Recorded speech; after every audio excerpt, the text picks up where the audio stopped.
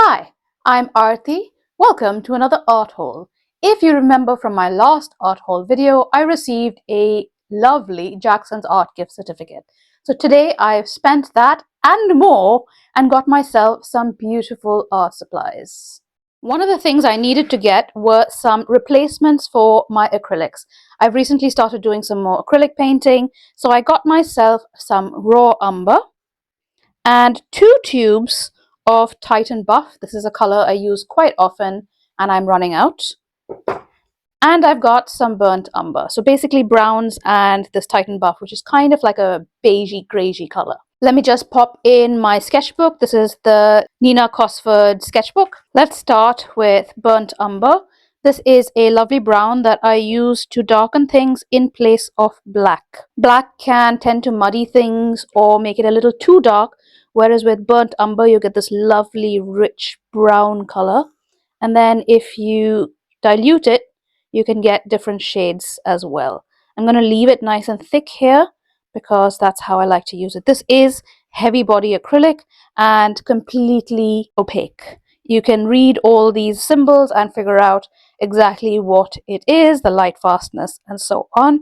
And there's more information always on the back of tubes as well. The next color is Titan Buff. Many brands will call this Buff Titanium, and it is indeed exactly that color, no matter what the brand is.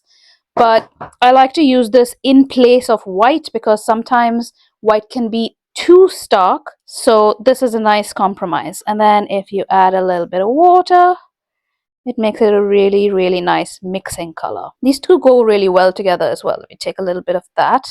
And if you see here, you get a third color then if you mix that in.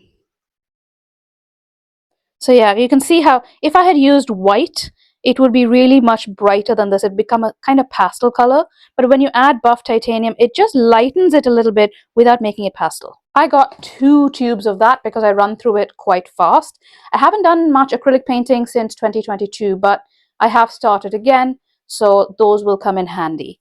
The last color I got from the Golden Acrylics, mainly because Jackson's had a golden sale, is raw umber. Again, a great mixing color. That's what it looks like when you open it up. And I tend to keep this cover on because it stays nice and moist. So leave that back there, stick that back, pop the lid on. As you can see, because these are heavy body acrylics, a little goes a very long way. I can mix this with mediums and it lasts a really long time, except for Buff Titanium, which I use so much. This is also another color that I use to mix with other colors in order to get a darker shade. As you can see, this is more gray than that. That has a more reddish tone. This has a more yellowy tone, and that's what I use it for. Mostly trees, nature stuff, pretty much anything to darken the color. In addition to the acrylic colors, I also replenished my acrylic matte medium. You know I love this thing. I use it for pretty much everything. It is a sealed bottle, so I'm not going to open this, but I will show you the other matte medium that I've got. I've shown you this before, I think, but the other matte medium that I got is this golden super matte medium. Now, the only reason I bought this, it's very expensive. I think it was about £17, is that I had that gift certificate. So I kind of justified this and one other purchase, which I'll show you in a minute, by saying that, yeah, it was a Christmas present. It's a very large amount to pay for such a small bottle. So yeah, I hope this is really good because matte medium makes all my paintings nice and matte, but it gives it a slight satin finish. I want to see if this makes it even more matte. I suspect I'm going to have to actually do this in another video, but let's open it and see. Ooh, look at that. Let me see if this is dry yet. It is. So I don't know if you can see, but this acrylic has a slight sheen to it. Now if I add some matte medium to it, let's just add it over half. Let's just add it over this here and see how that goes. Let it dry, and then let me just get my open bottle of Liquitex. So this is the bottle that's on the way out, and that's the new one. So if I get some of this and pop it on here to see the difference.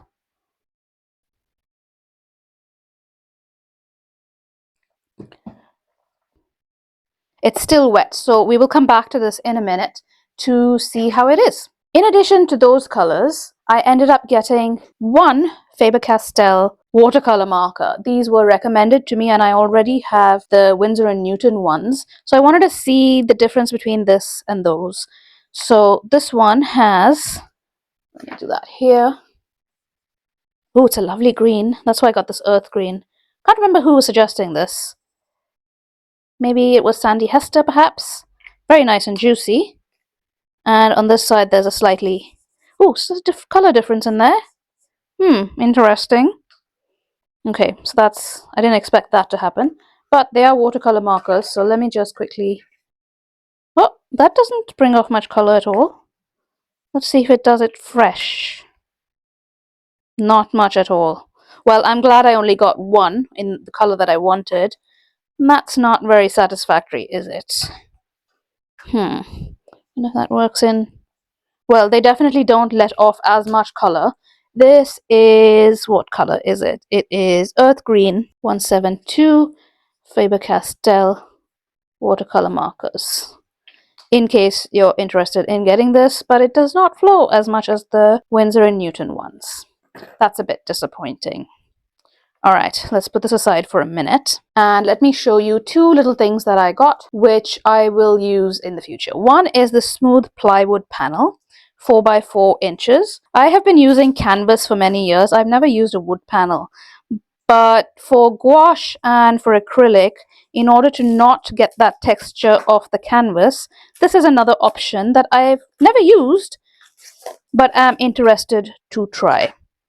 So it's really, really smooth. I'd probably put clear gesso or white gesso on this.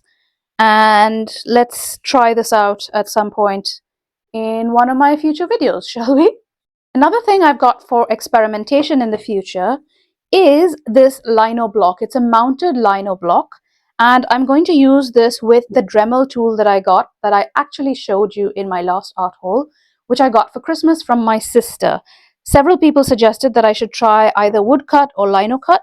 So I got this and I thought I would do a little picture of my dog, perhaps in a reduction lino cut. Maybe. I haven't got the lino inks yet. I'm hoping to borrow them from a friend rather than buy new, unless I can get like smaller tubes or something like that. But yeah, so this is the lino block. It's mounted and I'm going to use my Dremel tool on it. It's a decent size as well. I think it'll fit like on an A4 or A5 size sheet. Next up, I actually rebought the Mijello, I don't know how to pronounce that, Mijello palette. I use these for gouache and they are really, really good at keeping my gouache colors wet for several days. It also has this transparent blending plate and that comes in really handy. So you technically have three things to blend. The wells over here, this area, and then this area as well. Now, let me show you my other palette in which I have gouache. That's this one. It's exactly the same palette. I just bought two. So you can see my gouache is in here. It's been in here for quite a while, but if I see, it's pretty much still wet. But if I put some water in and shut the lid, it will reactivate very, very quickly. So yeah, so I'm very happy with getting another palette for different colors and different mixing, maybe even to travel with. I love this palette and would recommend it. If you know me, you know I can't do a haul without getting a sketchbook. I have been wanting this Zeta series sketchbook for quite a while. It is Stillman & Birn 8x10 Zeta series, which means it is smooth white paper. And the reason I got it, again, is like this super matte gel, it's an expensive sketchbook. So my excuse was that I got a gift certificate and I can get a sketchbook for that. So this and this pretty much covered 3/4 of that gift certificate, and I got a few other bits added in for that. Everything else I paid for myself. So it's a really nice sketchbook. It is 270 grams per square meter, 26 sheets, does that say? No, that can't be right. There's way more than 26 sheets in there. Acid-free for all surfaces, and it is smooth. So I don't have that many smooth sketchbooks. Oh, look at that. And it also lies extremely flat. So yeah, I thought I'd try. This is a different size. This Nina Cosford sketchbook. Is that dry yet? It is. This Nina Cosford sketchbook is 7.5 by 9, I think. So yeah, slightly smaller. But yeah, so that I had to get it. I had to get it. I had to. But yeah, very happy with that. I will try it at some point in the future and show you everything as always. So yeah, those are all the series that you get. I have the Nova as well, the triple paper. Haven't started that either. Oh well. This has dried. Oh my goodness. Look, I feel like, see, there's plain paint here, and then my regular matte medium there, which still has a slight sheen to it, and then the super matte. Super matte is almost like acrylic gouache. In fact, I should do that. Let me know if I should do that and you want to watch it. Is a comparison between using matte medium, super matte medium, and acrylic gouache. That would be really interesting. Ooh, happy with that. Okay, the next little bits that I got were some extra Caran d'Ache Neocolor 2s. When I bought my initial batch of Neocolors, which I have right here in my travel pack, I got basic colors, and a lot of them were quite vibrant. So this time, since we're coming into spring, I've got a few colors that are a bit more muted that I'm more likely to use in my work rather than just the primaries, so that I could just figure out how they worked. So we've got these colors, and I'm gonna swatch them out for you now. So I've popped the names in here for you already, so while I'm swatching you can actually see what I am putting down. So there's Carmine. I'll add water in a bit. Apricot, Sahara Yellow, Ochre, a color I use quite often, Olive Brown,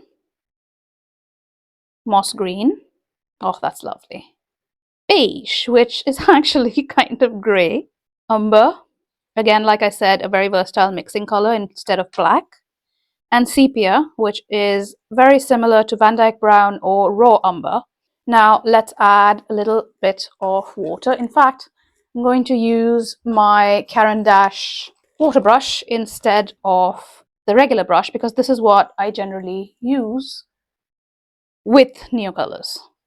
So there's Carmine, and yeah, yes, this is exactly how I wipe my water brush. Apricot, lovely. Sahara Yellow. The yellow doesn't always give as much. Ochre. Olive Brown, yep, lovely. It's kind of like a greeny gold as well. Moss Green, very nice. Beige, lovely. And Umber. And Sepia. Oh, I love how Sepia comes out. That's really very nice. So yeah, so those are the 9 colors that I got to add to the brighter colors. These are much more spring colors, I feel. The flowers that are coming out are all in these shades. All the new leaves are kind of in this shade, all the new branches, new leaves. And then these are for the old dead foliage that's kind of going at the moment. So yeah, I'm very happy with those. The other thing I got is, you would have seen in my previous videos, the fact that some of my luminance pencils that I use very often are getting to the point where I can barely use them anymore. This one is in a pencil holder, and as you can see, the back is getting a little bit scuffed by being in this, so I'm not very fond of this pencil holder. It works for the moment, but I think I would rather use it teeny tiny than actually put it in a pencil holder. But the 4 pencils that I got from Luminance are all replacements for colors that have got to this size. I think I've kept them somewhere, I can't remember where. This one was actually in my travel kit. I've written them down for you here, and the colors I got are dark sap green. You've seen me use this in practically every travel kit video, as well as most of my other sketches as well. Then I've got dark phthalocyanine green. Very similar to this, but where the dark sap green has a bluish tinge, the phthalocyanine green has a greenish, like a more yellowy tinge. The third one is Castle Earth, which is a brown, which I use pretty much all the time. I use them as outlines instead of black. And the last one is Indanthrone Blue. which is just slightly brighter than indigo. Again, I tend to use it for outlines and for shadows and things like that. So those are the 4 luminance pencils. As you can see, they are pretty nice and dark, and I use these so often. I probably should have got more than just 4 pencils, but I thought that was a bit excessive because they are expensive pencils and these weren't on sale. But since I was just buying 4, I thought, okay, fine, no worries. But as you can see, I have a pretty dark color palette these days. In fact, I'm actually going to change my travel kit from winter into spring. I might film that next, actually, because I'm going to put these in for spring. Okay, so next video coming up. Anyway, there are a few more things that I got. One of them is a replacement for my Caran d'Ache non-photo blue pencils. In fact, I actually have to open this, so I may as well do that now. I'm just going to leave one in there. Here are the details if you want to check them out. I found out about these pencils through John Muir Laws. I reviewed his nature journaling book a few videos ago, and this pencil is extremely useful because when you sketch with it, it's really, really easy to see. See there? The camera captures it, no problems at all. But when you scan this in, like when you draw, let's say you draw over it or whatever, when you scan it in, the blue pencil doesn't scan. So it's extremely useful for illustrators, graphic designers, people who want to scan in artwork in order to print or whatever. That's a super useful pencil to have. So it is the Sketcher non-photo blue, and it comes in a pack of 2, which is very convenient because they go quickly. So I'm going to actually pop that into my kit right now along with these, because again, the pencil I have of this has disappeared. I don't know where it's gone. I may have left it on my last trip somewhere. Anyway, so there's that. And the last thing was some new brushes. Jackson's had a Daler-Rowney sale, and I love their brushes. They're really hard wearing, and I'm always killing my brushes by using them with acrylic and gouache. So I have these. I'm going to open some of them now, and I'm going to keep some in reserve. So this one is new to me. I've never used their Sapphire series before. This is a 1/2 inch 12mm brush, and it's an angle shader. I don't know if you've seen my gouache brushes video, but the angle shader is my absolute favorite. The one that I have is this size. This is actually a replacement for that, the 1/4 inch. And I've also got, I think, a bigger one as well. But the 1/4 inch is actually a replacement for my old brush, and this is a new one in a 1/2 inch. So let me get that gouache palette. As you can see, I've sprayed it and it has reactivated. So the beauty of an angled brush is that you can do flat. Oop, needs a bit more water there. You can do flat. You can do thin. You can do super thin with just the edge. And you can also do corners. So if you're making a box, you can get really nice, sharp corners. I mean, I'm doing it pretty roughly right now, but it's much easier to get sharp corners with this brush really, really easily. And then, of course, you can do like different wobbly lines as well. It gives you a kind of a calligraphic effect, like that, like if you write with it. It feels really nice, actually, this Sapphire series. Never tried it before. But yeah, I'm pretty happy with that. Then I got 1 inch thick one for acrylics. 1/4 inch. These are all System 3. Short flat. I don't like long handled brushes for some reason. Then I got a sword, which I haven't used before. I have a dagger brush, but I have not used a 1/4 inch sword brush. So let's try that one as well. Yellow this time. Ooh, nice. This is really nice for creating like leaf shapes. Ooh, very nice. And it feels so good. I love the System 3 brushes. I've been using them for years and years and years, and they are literally some of my absolute favorite brushes. In fact, the brushes that I'm using right now for my acrylic painting is this wallet set of Daler-Rowney brushes. Oh, I do have a sword in this. I've literally don't think I've ever used it. No, sorry. Oh, I did have a sword. Oh well. I have a dagger brush as well. But yeah, so these, apart from this graduate brush, so these are literally going to go into this set along with all these brushes. Some of them are so old and dead. But yeah, I really like them. And then they come in this case where you can actually pop the thing on and make them stand up like that, which I never do. I just prefer them kind of like this, flat. And then it's a zip case. Really, really nice. Now let's have a look at the matte medium. Oh my gosh, that is really nice. I don't think I can tell the difference between this and acrylic wash. I'll definitely do that video. Oh my gosh, yay! Maybe it's worth the 17 quid. You never know. All the art supplies that I have shown you today will be listed down in the description box with affiliate links, which earn me a small commission if you buy through my links. You will see me using all of these in upcoming videos. Thank you so much for watching, and I will see you in my next one. Bye!